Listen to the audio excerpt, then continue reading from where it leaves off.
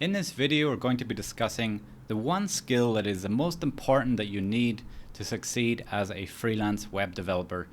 Before we jump into the content, make sure to give this video a like and subscribe to the channel if you want to see more content. If you want to learn more about how to freelance, I recommend trying out the free Skillshare link in the description below.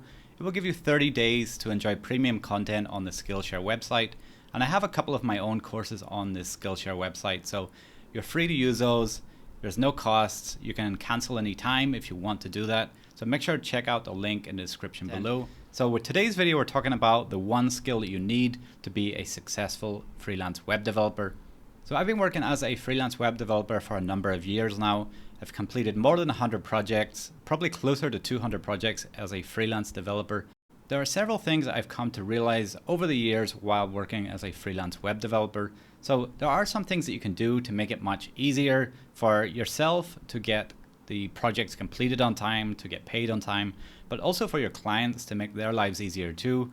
And in my case, I was fortunate enough to not need to chase work as a freelancer. More than 90% of the work that I got as a freelancer came from repeat customers, so repeat clients who would give me more work and they have another project to give it to me as well, and they're working with different agencies that give me that work as well. So once you get familiar with the client or with the customer, then you can keep doing work for them if they are happy and if you are happy.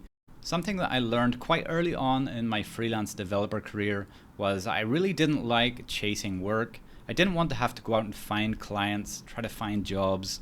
I didn't want to be using platforms like Upwork or Fiverr, and there's nothing wrong with those platforms, but it just takes time out of my day or a time out of my week to go and find that work.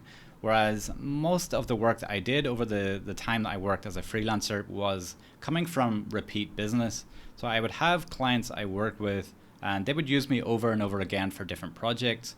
And that really saves your time if you can get that kind of relationship with your client. So today we're going to be looking at how you can get that kind of consistent workflow from the same clients. So in my case, I was consistently working with designers, so web designers, graphic designers, and this really worked well, this relationship, because I could provide the technical knowledge and they would provide the design skills. The most important thing was really being able to deliver the work exactly like they had designed it. So in the case of being a developer or a web developer, that means that you want to be getting the font size correct, you want to be using the right padding, the right margin, the right spacing on the page, and even making sure that the colors are the exact code that they have used, so the right hex code, for example. So these are little things to a developer. It seems like they're small things, but to a designer, these are really big things. So that attention to detail is what got me that consistent work over and over again. So that would be my best advice if you're trying to get consistent work with a design client. And I think that working with a design agency is probably one of the best decisions you can make if you are a freelance web developer. It just really means that you will get consistent projects, and if you get a good working relationship with that company or that agency, they will give you consistent work over and over again. And the nice thing about being able to work with the same client over and over again is that you get used to how you operate. So how your client operates, how you operate. It just makes it easier once you're working with that person on multiple projects. So rather than working with a new client each time and having to learn how they do things, if you're able to work with the same client over and over again, it really simplifies the process of taking the project from beginning to completion. So these are some of the things I think you should be looking at as a developer, especially if you are in freelance.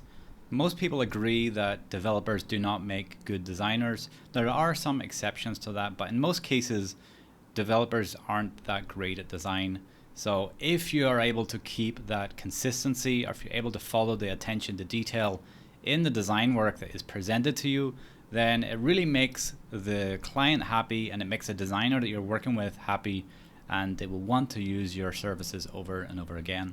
So if you can be consistent with the work that you're given and you can match the design perfectly, then you're going to be hired for future projects. So that's the thing I think is the most critical if you're in freelance, being able to get those clients to provide you with a constant flow of work. So that's about it for this video. If you found this video helpful, make sure to give it a like and subscribe. If you want to learn more about freelancing and more about web development, make sure to sign up using the link in the description below. So you can sign up to Skillshare for a 30-day free premium access, and that will give you access to all of the courses on the platform. And I also have my own Ruby on Rails 6 course on the platform if you want to access that. So that's completely free. Make sure to hit that link in the description below. And as always, thank you so much for watching this video, and I will see you all in the next one.